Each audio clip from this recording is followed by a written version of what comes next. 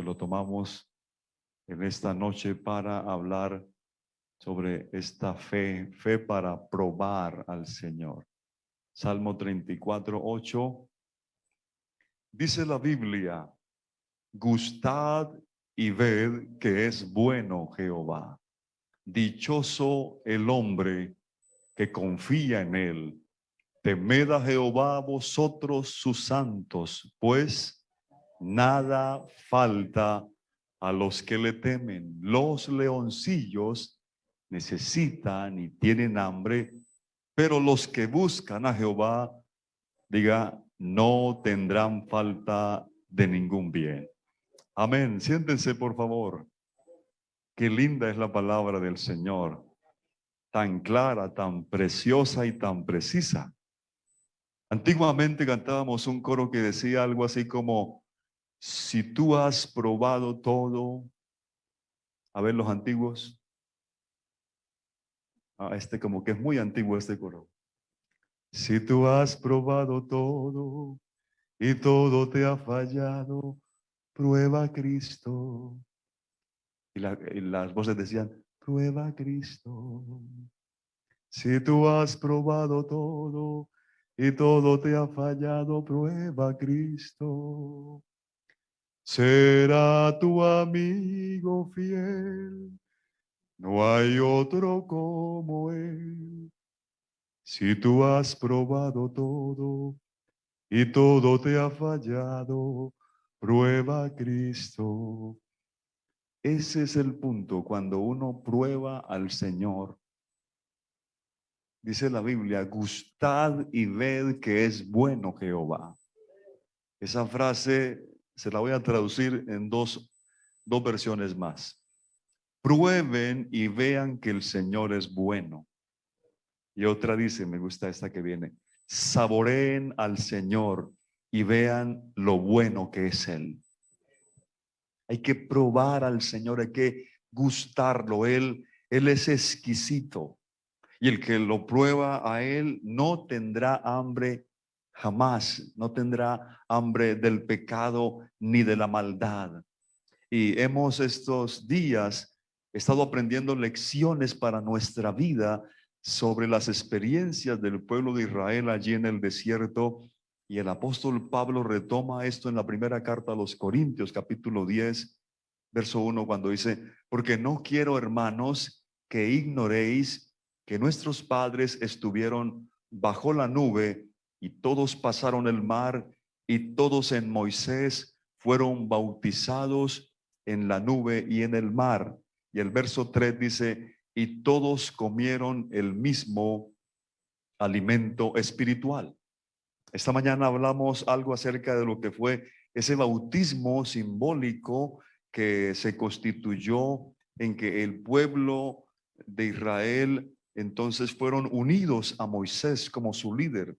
Ese bautismo les significó unidad, como también el bautismo en agua en el nombre de Jesucristo para los cristianos es la unión con el Señor, porque el que se une al Señor, un espíritu es con Él. También vimos cómo la amargura de las aguas de Mara se endulzaron cuando Moisés echó en ellas ese árbol que Dios le mostró, tipificando ese árbol al Señor Jesucristo, quien ha venido a endulzar nuestra vida con su presencia.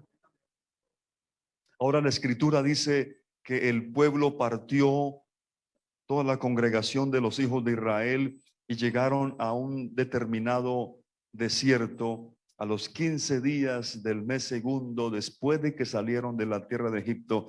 Y toda la congregación de los hijos de Israel, para variar, ¿qué hicieron? ¿Qué fue lo que más hizo el pueblo de Israel contra Dios en su travesía? Murmuraron. Murmuró contra Moisés y Aarón en el desierto, y les decían los hijos de Israel: ojalá hubiéramos muerto por mano de Jehová en la tierra de Egipto, cuando nos sentábamos a las ollas de carne, cuando comíamos pan hasta saciarnos, pues nos habéis sacado a este desierto para matar de hambre a toda esta multitud.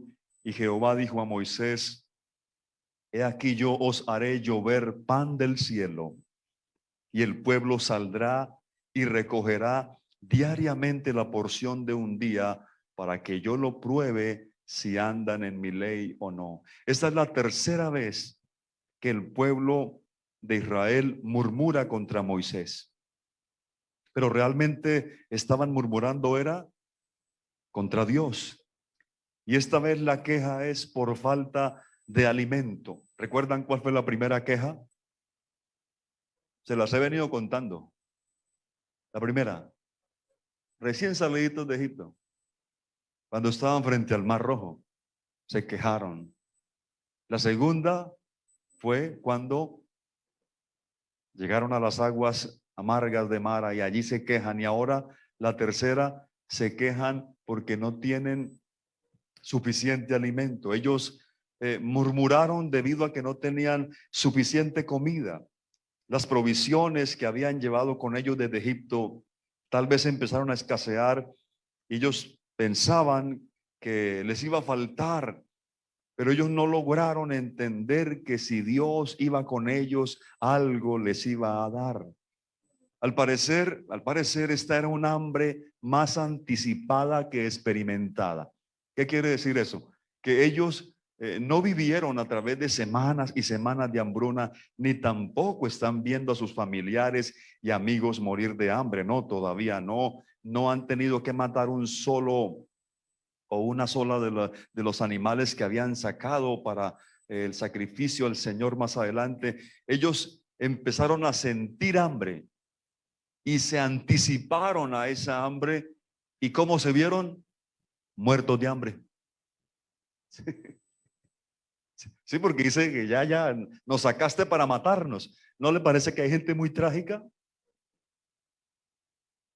Y ellos entonces pasaron, decíamos esta mañana, de la alegría a la queja muy pronto. Y están ellos pensando en su pasado, y no me deja de causar risa cómo ellos son selectivos a la hora de recordar su pasado. ¿Por qué selectivos? Porque yo no sé si un esclavo en algún momento disfruta de la vida. O sea, yo no sé si estos israelitas que eran esclavos en Egipto en algún momento podían disfrutar, porque la Biblia dice que a toda hora los azotaban. Los ponían a hacer ladrillo, y para hacer ladrillo tenían que pisar a pie descalzo, paja seca, en barro mojado. Los pies se les cortaban, y si dejaban de trabajar, ahí estaban dándoles de latigazos. Pero ellos no recuerdan eso. Ellos están siendo selectivos y comienzan a murmurar y a decir cosas que realmente no creo que sean tan ciertas. Nos acordamos cuando nos sentábamos a las ollas de carne en Egipto y comíamos pan hasta saciarnos. No, estaban de fiesta en Egipto. No, eso era una fiesta en Egipto. Eran los esclavos más felices. Están mintiendo. Están siendo selectivos. Y nos han sacado, le dicen ellos a sus líderes, para matarnos de hambre. Y esta es una práctica común entre aquellos que murmuran. Ellos insistían que Moisés y Aarón tenían inicuas y malas intenciones. Por supuesto que Moisés y Aarón no tenían interés en matar al pueblo de Israel, ni mucho menos. Pero esta era una horrible acusación, porque para un corazón que murmura le es fácil acusar a los demás y quejarse sobre todo contra las personas más cercanas, incluso cuando menos daño le han hecho. Entonces dice la Biblia que Dios oyó las murmuraciones, porque así como oye las oraciones, también oye las murmuraciones. Ay, hermano, pero yo nunca dije eso, pero lo pensaste, mi amor. Es lo mismo. Y Jehová dijo a Moisés: he aquí yo os haré llover pan del cielo, y el pueblo saldrá y recogerá diariamente la porción de un día. Qué interesante esa frase, haré llover pan del cielo. Es una promesa extraordinaria. Normalmente el pan no llueve del cielo. pero con este Dios eso es posible. Le prometió que les iba a proveer de una manera inesperada. Esto nos debe llenar de fe y de confianza, hermanos míos, amigos, que Dios puede proveernos. No importa que no haya recursos, que usted no vea ni un recurso. Estamos hablando de casi 2 millones de personas en un desierto. ¿Cuánto pan se necesitaba para alimentar a ese grupo de personas? ¿Cuántos panaderos trabajando? ¿Cuántas panaderías activas? Serían muchísimas, pero Dios tenía los recursos. Dios siempre tiene los recursos. Tú dices, no los veo, pero en vez de murmurar y quejarte, tienes que esperar que Dios mueva su mano en tu favor. A veces Dios nos da recursos de fuentes conocidas y a veces nos los trae de fuentes desconocidas. El pueblo de Israel llamó a este pan, le puso un nombre, ¿recuerdan? En hebreo, maná. En hebreo, maná significa, ¿qué significa? No, cornflakes, no. Maná significa, ¿qué es esto? Maná era una pregunta. Aunque Dios siempre llamó a eso que ellos llamaron maná, Él lo llamó pan del cielo y pan de nobles. Y cuando dice la Biblia que al siguiente día el rocío de la mañana dejó de descender, he aquí sobre la faz de la tierra del desierto una cosa menuda, redonda, menuda como escarcha sobre la tierra. Y viendo los hijos de Israel se dijeron unos a otros, maná. Ya estamos aprendiendo hebreo. Se dijeron unos a otros, maná. ¿Qué es esto? Porque no sabían qué era. Estoy leyendo Éxodo 16:15. Entonces Moisés les dijo, este es el pan que Jehová os da para comer. Era un milagro extraordinario. Dios le dio a comer a miles, millones de personas en el desierto. Y Dios quería enseñarles algo de sí mismo por medio de este alimento que ellos llamaron maná. Y lo primero que Dios les quería enseñar es que Dios tiene cuidado de su pueblo. Es lo primero que aprendemos aquí. Dios tiene cuidado de su pueblo. Él era su Dios y aunque ellos eran un pueblo, ¿cómo dice la Biblia? Rebelde, contradictor, murmurador. Sin embargo, Dios había hecho un pacto y Dios es fiel a los pactos que Él hace. Ellos eran su pueblo y Él estaba dispuesto a cuidarlos. Si hay algo de lo que no debes dudar, es de los cuidados de Dios. Él tiene cuidado de nosotros. Él tenía tanto cuidado de ese pueblo que Él estableció una medida para cada persona, para cada uno. Ninguna mujer, ningún niño fueron olvidados. Cada mañana tenía cada persona la cantidad suficiente, la ración necesaria. Ni les sobraba, ni les faltaba. Era un milagro. Era un milagro constante porque Dios cuida celosamente a su pueblo. Y eso muestra lo que es la individualidad del amor de Dios. Tú dices, pero son tantos, somos tantos. ¿Será que Dios sí me atiende? ¿Será que Dios sí me pone cuidado? ¿Será que Él sí sabe quién soy yo? ¿Será que mis asuntos le interesan a un Dios tan grande y tan sublime? La buena noticia es, Él tiene cuidado de ti. El Señor Jesús colocó un ejemplo muy hermoso de unos pajarillos, porque en ese tiempo se vendían 3 pajarillos y encimaban un cuarto. O sea, el cuarto pajarito, ¿cómo se llamaba aquí en Santander? Santander, ¿la qué? O sea, vendían 3 y decían, la ñapa es otro pajarito. Y el Señor Jesús dijo, lo puedo buscar en la Biblia si quiere, que vuestro Padre Celestial no se olvida ni de ese pajarito que iba de ñapa. Y si Él tiene cuidado de las aves, cuánto más de nosotros, hombres y mujeres de, bueno, tú dices cuánta fe. Lo cierto es que Él tiene cuidado de nosotros. No solamente porque somos su creación, sino porque somos su pueblo, sus hijos. Y Él se ocupa de nosotros y ahí está un alimento gratuito. Dios como que adaptó de acuerdo a esa posición en el desierto. ¿Cómo le llaman los doctores que saben de los alimentos, que le arreglan a uno el alimento que debe comer? ¿Dietista? Nutricionista, ok. Ningún nutricionista, ninguno, por muy sabio que hubiera sido, hubiese dado un alimento tan balanceado como este alimento. Era el alimento justo, necesario, que tenía todas las proteínas, las vitaminas, hermano. Era el alimento, era un pan horneado en el cielo. Era el mejor alimento que ellos podían ingerir en esa travesía. Un alimento que no. Oh, es que lo de Dios es perfecto, hermano. Gloria a Dios. Él mostró también su sabiduría al proveer la cantidad exacta. Siempre era la justa medida. Dice que el que llevaba más no le sobraba. Y el que recogía poco no le hacía falta. Era un milagro. Era un milagro constante.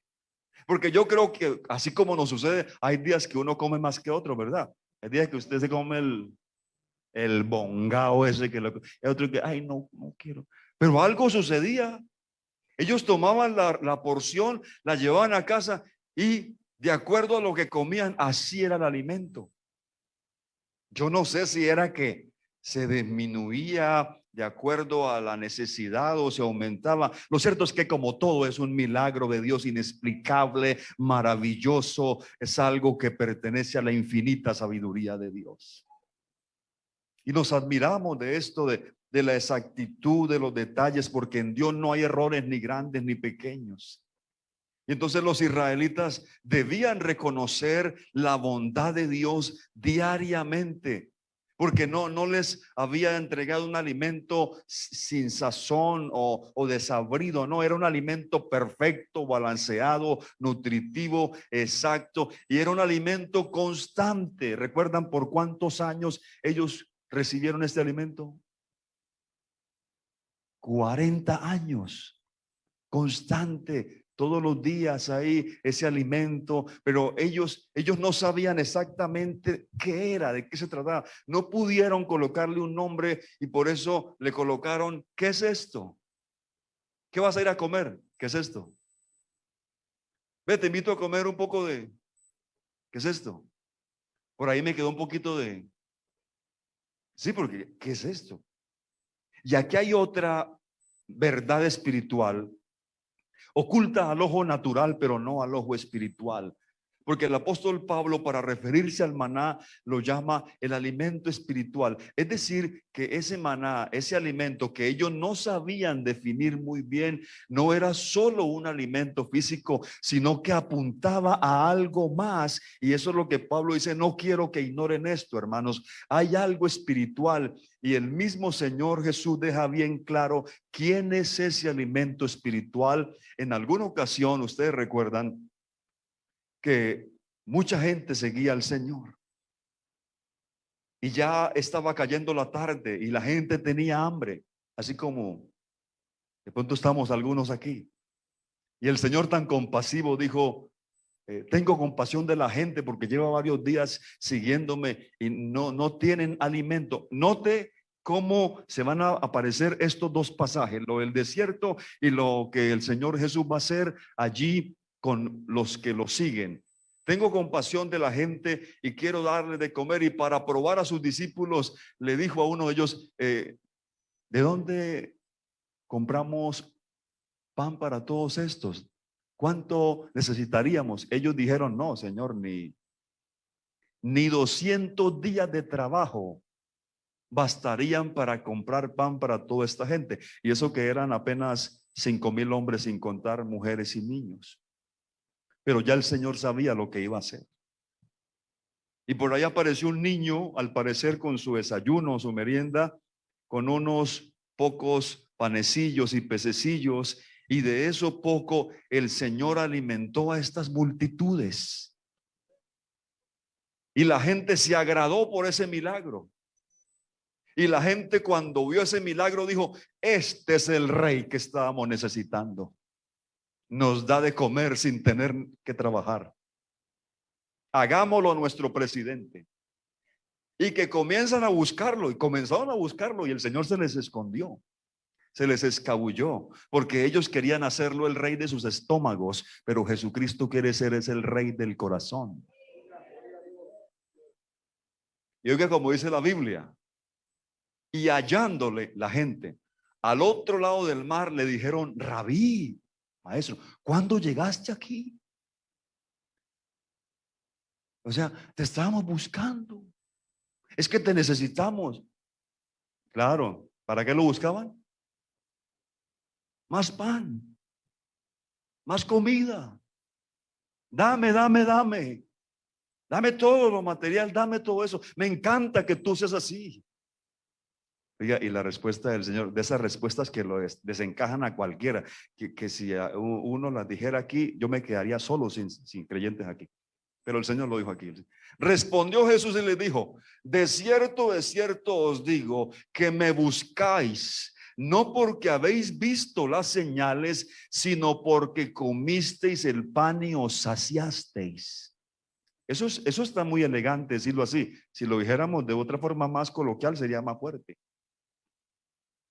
Es decir, que el milagro que Jesús hizo al multiplicar esos alimentos allí, no era solo un milagro, sino que era una señal. ¿Para qué son las señales? Te indican algo. Cuando tú vas por el camino, cuando estás conduciendo un vehículo, tienes que saber leer las señales. ¿Sí? Si tú vas por el camino y ves una señal de un tenedor y un cuchillo, ¿tú qué dices? Uy, por allá adelante están picando la gente con cuchillo y tenedor, hay que tener cuidado. Porque hay que saber leer las señales, ¿verdad? ¿Qué es lo que quiere decir un tenedor y cuchillo? Ah, ok, sí, todo hoy es de comida, hermano. Entonces, este milagro, los milagros en Juan realmente son señales. Había una señal detrás de este milagro. Había algo más allá del pan de los pececillos. Había algo que ellos tenían que discernir, pero ellos no discernieron, así como sus antepasados. Solo vieron el pan físico que les llenó que les quitó el hambre. Y solo eso, porque querían hacerlo de esa manera. Y así existe mucha gente hoy en día que solo busca lo de Dios, pero no quieren nada con Dios. Quieren que Él les supla todas sus necesidades, pero cuando uno les habla de entrégate a Cristo, de abandona el pecado, ay, pastor, después vuelvo. Yo mejor lo veo por internet. Cuando el Señor les habla de compromiso, porque San Juan 6, donde estoy ubicado ahora, eso es lo que el Señor está requiriendo de los que le quieren seguir, de compromiso, de entrega, de seriedad. Y Él les dijo: ustedes me buscan no porque hayan entendido la señal, no, sino porque quieren es que yo les siga supliendo sus necesidades materiales. Y así hay gente, repito, pero la principal necesidad de un ser humano no es el alimento físico, no es la ropa, no es la vivienda. Esos son necesidades, pero lo principal es la necesidad de un Salvador. Y cuando uno tiene a ese Salvador y lo ha buscado primeramente a Él, la Biblia dice: todas las demás cosas vendrán por añadidura. Y el Señor le sigue diciendo, mire qué lindo el mensaje que el Señor les dice: trabajen no por la comida que perece, sino por la comida que a vida eterna permanece. Hay gente que se está desgastando por lo material y están descuidando lo espiritual. Se están desgastando, se están enfermando, están invirtiendo hasta las horas de su sueño y de su reposo por estar en lo material. Y no estoy diciendo que no haya que hacerlo, pero cuando tú pones lo primero en primer lugar, todo lo demás Dios te lo entrega. Claro, hay que hacer lo otro, pero hay que hacer una cosa sin dejar de hacer la otra. Trabajen por la comida, no por la comida que perece, que se acaba, sino por la comida que a vida eterna permanece, la cual el Hijo del Hombre os dará, dice aquí la Escritura. Entonces le dijeron los que lo estaban oyendo a Jesús: ¿qué debemos hacer para poner en práctica las obras de Dios? Él les dijo: esta es la obra de Dios. Escuche, esta es la obra de Dios, que creáis en el que Él ha enviado. ¿Cuál es la obra de Dios? Que creamos en Jesucristo. Esa es la obra que Dios pide, que creamos en Él. Eso es lo que Dios quiere que tú hagas. Las demás cosas irán llegando con su misericordia, con su poder y con su gracia. Le dijeron entonces: ¿qué señal pues haces tú para que veamos y te creamos? ¿Qué obra haces? Le dicen ellos. Porque nuestros padres, y aquí viene, nuestros padres comieron el maná en el desierto, como está escrito: pan del cielo les dio a comer. Y aquí viene la revelación. San Juan 6:32. Jesús les dijo: de cierto os digo, no os dio Moisés el pan del cielo, mas mi Padre os da el verdadero pan del cielo, porque el pan de Dios es aquel que descendió del cielo y da vida al mundo. Y cuando Él les habló de ese pan, ellos todavía seguían pensando en el pan material. Oye, es que estos eran tremendos. Cuando Él les habló de un pan que venía del cielo, ellos yo no sé qué se imaginaron, un megapan, así una cosa como extraordinariamente gigantesca, como llegando. Yo no, aquí tenemos pan para toda la eternidad. Pero estaban pensando en el pan físico, como la mujer aquella cuando Jesús le hablaba del agua espiritual, estaba pensando en el agua física. Para que alguien pueda entender, el Señor debe abrirle su entendimiento espiritual. Y a esto se le abrieron pero los ojos cuando Él les dijo: de este pan, Señor, danos siempre de ese pan. Claro. Entonces Jesús lo dejó en una sola pieza: yo soy el pan de vida. Usted se alegra porque usted conoce, pero estos no se alegraron. Danos siempre de ese pan. Yo soy el pan de vida. El que a mí viene nunca tendrá hambre, y el que en mí cree no tendrá sed jamás. Y aquí está la verdad espiritual escondida. Jesucristo es el verdadero pan celestial. Jesucristo es el pan del cielo. Él es el pan de Dios. Él es el pan de vida. Él sacia nuestra hambre espiritual. Cuando alguien se encuentra con Jesucristo y lo recibe, toda su hambre espiritual es saciada. Ya no le queda hambre por el pecado, no le queda hambre por la maldad, sino que ahora tiene un hambre que es hambre por la gloria de Dios, hambre por su presencia. Y ustedes, ¿por qué están allí en la mañana y en la tarde y volverán el jueves y otra vez, y en su casa oran y leen la Biblia y cantan, y cuando tienen dificultades se entregan más al Señor, y cuanto más lo bendice, menos quieren dejarlo? No es que los pastores obliguemos a la gente, no es que los pastores los obligan, no se trata de ninguna obligación con el hombre. Es que hemos probado al Señor, es que lo hemos saboreado y queremos más. Amén. Gloria a Dios. Pero así como los israelitas en el desierto, hubo un momento que los israelitas menospreciaron el maná. lo menospreciaron. Oiga, primero se quejan porque Él no les da, Él les da y luego se quejan porque les da. Y hubo un momento en que estos mismos que saborearon el pan que Dios les dio allá en el desierto, lo menospreciaron. Y estos con los que el Señor Jesús está hablando en San Juan 6, también menospreciaron al Señor. Él les dijo: os he dicho que aunque me habéis visto, no creéis. Todo lo que el Padre me da vendrá a mí, y lo que a mí viene no lo echo fuera. Gloria a Dios. Que al Señor puede acercarse cualquier persona en cualquier estado. Nosotros, como decía el hermano ahora, nosotros hacemos selección de las personas. Este sí, este no, este es candidato, este no. Pero el Señor dice: vengan a mí todos, y el que a mí viene no lo echo fuera. Gloria a Dios. Si a ti te han echado muchas personas, hay uno que nunca te echará. Es el Señor Jesucristo. Sus brazos abiertos, su amor y su misericordia, su perdón, aleluya, gloria a Dios. Oiga lo que el Señor le sigue diciendo: porque he descendido del cielo, no para hacer mi voluntad, sino la del que me envió. Y esta es la voluntad del Padre, que todo lo que me diere no pierda yo nada, sino que lo resucite en el día postrero.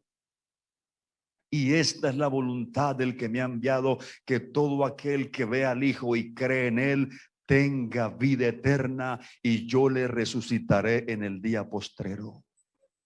Y cuando escucharon eso, oiga lo que dice: murmuraban. Estos se parecían a los de allá del desierto, pero eran descendientes de ellos. Murmuraban entonces los judíos, porque había dicho: yo soy el pan que descendió del cielo. Y decían: ¿no es este Jesús el hijo de José, cuyo padre y madre nosotros conocemos? ¿Cómo pues dice que del cielo ha descendido? Jesús le respondió y le dijo: no murmuréis entre vosotros. Ninguno puede venir a mí si el Padre que me envió no le trajere, y yo le resucitaré en el día postrero. Escrito está en los profetas: y serán todos enseñados por Dios. Así que todo aquel que oyó al Padre y aprendió de él viene a mí, dijo Jesús. De cierto os digo, el que cree en mí tiene vida eterna. Y aprendas el 48 de San Juan 6, facilito para aprender. Yo soy el pan de vida. Ellos están así expectantes. Eso les está revolucionando los pensamientos a ellos.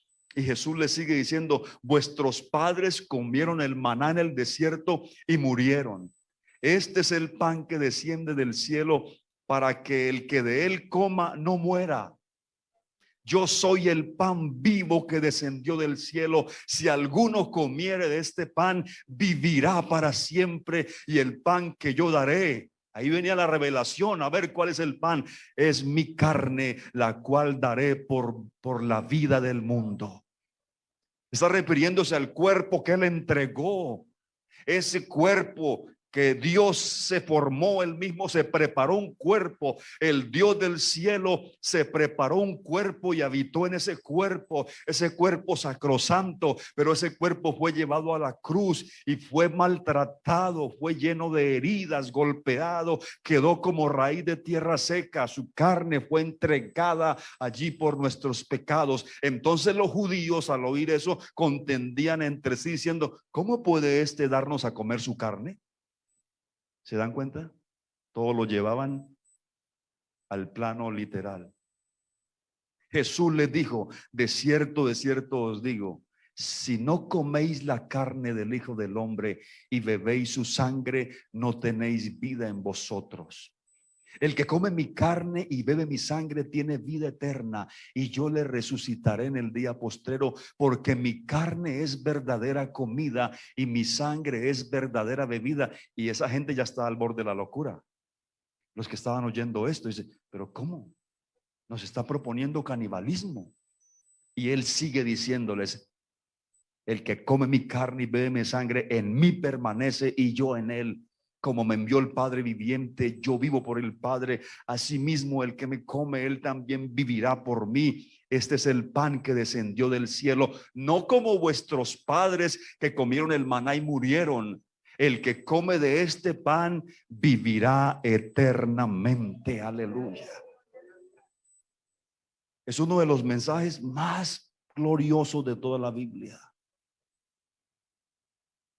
Uno esperaría que cuando Él les dijo eso y cuando Él les trae esta revelación, que Él es el verdadero maná, el verdadero pan, ellos se constituirían en seguidores fieles. Ellos iban a entender que cuando Él les decía comer su carne y beber su sangre, no era algo literal o físico, sino era aceptarlo tal como Él es, aceptar su doctrina, aceptar las demandas de Él. Pero ¿qué sucedió? Al oír sus palabras, muchos de sus discípulos dijeron: dura es esta palabra, es muy difícil de oírla. ¿En qué consistía la dureza de las palabras del Señor? ¿Acaso Él hablaba que ellos debían comer literalmente su cuerpo o beber literalmente su sangre? Claro que no. Esas palabras significan: me tienen que aceptar tal como yo soy. No se le puede añadir nada a Jesucristo. Él es el alimento completo para la salvación. No hay otro, no se le puede añadir. Ellos querían seguir a Jesús, pero a la vez querían seguir las normas judaicas, los ritos, las ceremonias. Lo duro para ellos era dejar todo eso y aceptar que ese carpintero de Nazaret, que ellos realmente no sabían quién eran, así como sus antepasados no sabían exactamente qué era el maná, por eso le colocaron el nombre, ¿qué es esto? Así también estos judíos rechazaron al Señor. Él primero vino a los suyos, ellos los judíos, y los suyos no le recibieron. En el mundo estaba, y ese que estaba en el mundo era el creador del mundo, era el verbo hecho carne. Pero ellos no lo entendieron. Jesús no les cuadraba en su teología, en sus expectativas. No lo aceptaron, lo rechazaron, porque su visión solo les llegaba hasta el pesebre de Belén. Su visión solo les llegaba hasta la carpintería de Nazaret. Su visión solo les llegaba hasta la humildad de José y María. Hasta ahí les llegaba la visión. Por eso muchos de sus discípulos les duras estas palabras viniendo de él, porque lo que buscaba al Señor en esa gente, y lo que busca en la gente hoy en día es compromiso. Gente que lo siga sin reservas, gente que esté dispuesta a amarlo a él en todo tiempo y en toda circunstancia. Gente que sea fiel cuando todo va bien, pero cuando nada vaya bien. Gente que diga: seguiré al Señor aunque nadie más lo siga, aunque nadie más lo ame, yo lo voy a amar. Aunque todos lo dejen, yo lo quiero seguir. Fálteme lo que me falte, venga lo que venga, yo quiero seguir a Jesús. Eso es comer su carne y beber su sangre. Eso es. Amén. Eso es comer su carne y beber su sangre. Y eso es lo duro del evangelio, según muchos. Pero este pan que es Jesucristo hay que ingerirlo todos los días. Como ellos comían el maná todos los días, hay que probarlo todos los días, en todo tiempo y en toda circunstancia. Bendito sea Dios cuando permite que lo conozcamos y que lo recibamos tal como Él es. Cuando los religiosos lo rechazaron, ¿recuerdan ustedes cuando el Señor entró allí a Jerusalén? Los religiosos, los que sabían la Biblia, el Antiguo Testamento, las promesas. Había un profeta que decía que él entraría a Jerusalén montado en un burrito, y Jesucristo cumplió a cabalidad esa y otras más de 300 profecías. pero ellos estaban ciegos y se quedaron así parados, así como desafiantes, como mirando al Señor Jesús. Mientras tanto, dice la Biblia que la gente, la peor calaña del pueblo, cortaba ramas de las palmas y se la colocaba allí y ponían sus mantos para que él pasara. Gloria a Dios por esa gente humilde y sencilla, sin mucho conocimiento, sin mucha religiosidad, sin mucha teología, pero que dicen: reconozco que Jesús es el Señor, es el Todopoderoso. Mientras estos religiosos se quedaban callados.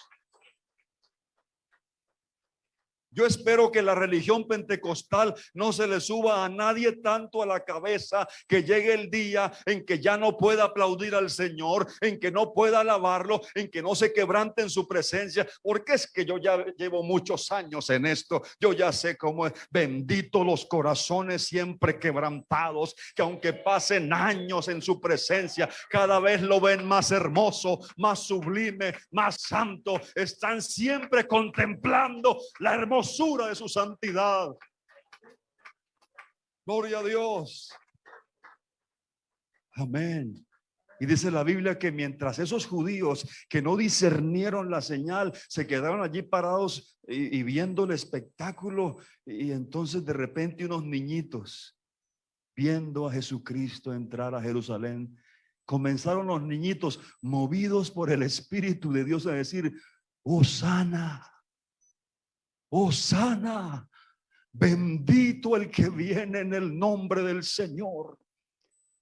Dios le reveló a esos niños que ese que venía montado en el burrito era el cumplimiento de todas las profecías. Jehová Dios venía manifestado en carne entrando a Jerusalén. Ellos no lo quisieron recibir y se incomodaron, porque los niños estaban citando un salmo mesiánico que solamente se le podía recitar cuando Dios se manifestara en carne, pero ellos no quisieron entender eso. Sin embargo, los niños sí lo entendieron y le dijeron los religiosos a Jesús: cállalos, no escuchan lo que ellos están diciendo. Y el Señor dijo: sí, los estoy escuchando y lo están diciendo muy bien.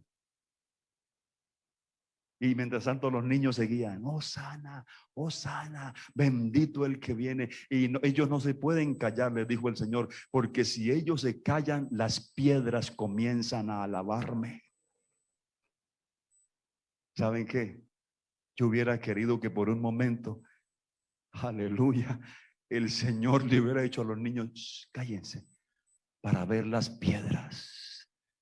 Yo no sé cómo hubiera sido ese milagro, pero estaríamos hablando de piedras físicas que comenzarían a decir: bendito el que viene en el nombre del Señor. Aleluya. Por eso tú no calles. Tú que has sido objeto de su amor, tú que lo has probado. Yo estoy hablando con gente que ha probado, saboreado y gustado al Señor. Amén. Pero así como el maná, ellos decían: ¿qué es esto? La gente se confundió con Jesucristo. Aún los que andaban con él, los cercanos ahí, los mismos 12 que estaban tan cerca, un día iban en la barca y el Señor humanamente iba dormidito ahí. Y llegó la tormenta, recuerdan, y que está azotando el viento y el mar, la barca, y ellos se desesperan: Señor, sálvanos que perecemos. Y él se levantó así con su majestad y mandó al viento callar, y al viento y el mar lo hizo enmudecer. ¿Y qué dijeron ellos? ¿Quién es este? ¿Quién es este? Así como el maná era un misterio, Jesucristo ha sido el ser más misterioso para muchos. Se han confundido las religiones, han confundido, pero benditos aquellos que hemos recibido esta luz de revelación, que Él es el primero y el último, el alfa y la omega, el principio, el fin. Él es el rey, es el príncipe, es el camino, es la verdad, es la vida, es la puerta, es el pastor, es la oveja, es el soberano, el omnipotente, el omnisciente. Él es la estrella, Él es el sol de justicia. Él es el que sana enfermos, levanta caídos, esfuerza cansado, multiplica las fuerzas al que no tiene ninguna. Él da poder a los muertos. Él pudo cambiar nuestro corazón, ha arrancado de nuestra vida el pecado y ha depositado su presencia en nosotros. Por eso cuando oímos hablar de Él, algo sucede aquí. Hay una ebullición interna, aleluya, que no podemos callar, no podemos dejar de decir lo que Él es y lo que significa para nosotros. Alábelo a Él en esta hora. Oh, oh, santo. Prueba, prueba, prueba, prueba al Señor. Pruébalo esta tarde. Amén, amén. Amén. Pero muchos lo rechazan. Como en esa ocasión Jesús les dijo esto, lo rechazaron, no quisieron, sabiendo Jesús en sí mismo que sus discípulos murmuraban, les dijo, ¿esto los ofende? Tan bueno como hablaba el Señor, ¿no? ¿Están ofendidos? Ay, no, ¿por qué se ofendieron? No, no se vayan, no. Esto los ofende, les dijo el Señor, ¿les ofende lo que han oído? A ver, ¿qué tal si me vienen ahora mismo subir al cielo donde estaba primero? Les dijo. El Espíritu es el que da vida, la carne para nada aprovecha. Las palabras que yo os he hablado son espíritu y son vida. Y oiga lo que dice, cuando la gente, los seguidores oyeron estas palabras, muchos volvieron atrás y ya no andaban con Él.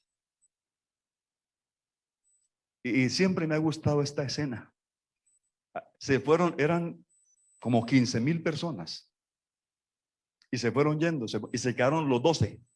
Ahí yo me los imagino en un rincón así, todos apiñados así, y tal vez todos cogían a Judas y lo ponían de primero, Judas ahí, y Pedro ahí escondido. ¿Y qué hacemos? Ahora todo el mundo se fue, ¿qué hacemos? Y el Señor entonces se acercó y les dijo, muchachos, no se vayan. No, porque esto se me acaba. No se vayan porque se me acaba el negocio. No se vayan. Yo cuento con ustedes, ¿sí o no? Vamos, los invito a una hamburguesa. No. El Señor busca gente comprometida. Están los 12 allá arrinconaditos ahí. ¿Qué hacemos? Son duras estas palabras, pero ¿qué hacemos? Jesús les dijo a los 12, ¿ustedes también se quieren ir? No, y me lo imagino que tenía el ceño fruncido ya. ¿Ustedes se quieren ir o qué? Y se miraron unos a otros. Y el silencio los dominó. Y el que siempre hablaba y casi siempre hablaba lo que no decía, esta fue una de las pocas veces que habló bien y habló dirigido por Dios. Le respondió Simón Pedro, ¿a quién iremos? Señor, ¿a quién iremos? Si tú eres el que nos has dado sentido de vivir.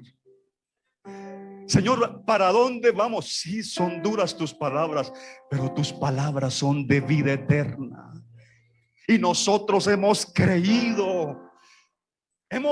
¿Dónde están los creyentes? Hemos creído, Señor, y conocido que tú eres el Cristo. ¿Para dónde vamos?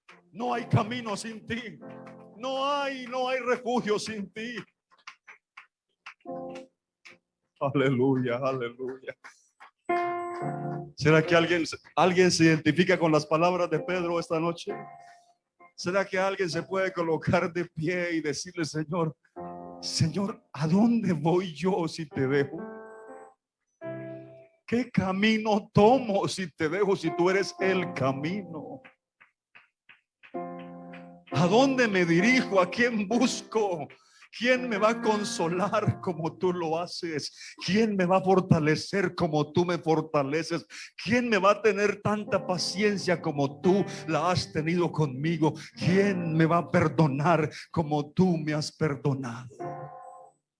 ¿A quién iremos? La última vez que el maná vino sobre la tierra fue cuando Cristo vino a la tierra, precisamente. Él es el verdadero maná. Dichosos los que lo han probado. Gustad y ved que es bueno el Señor.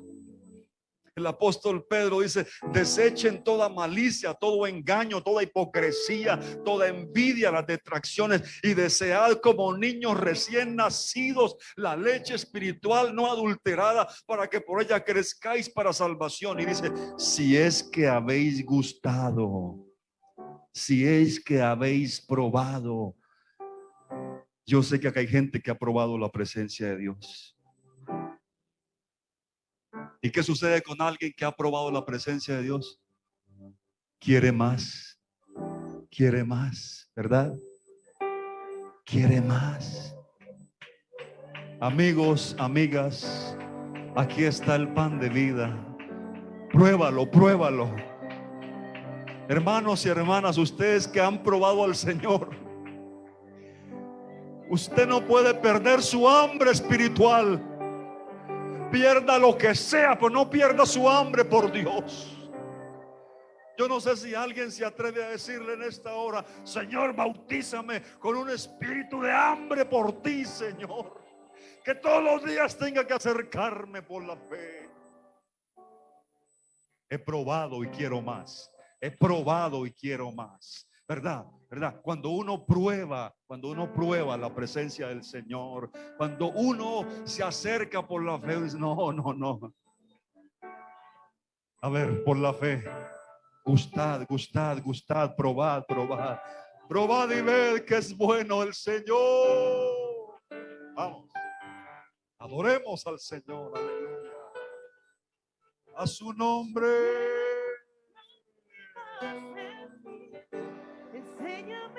Oh Santo.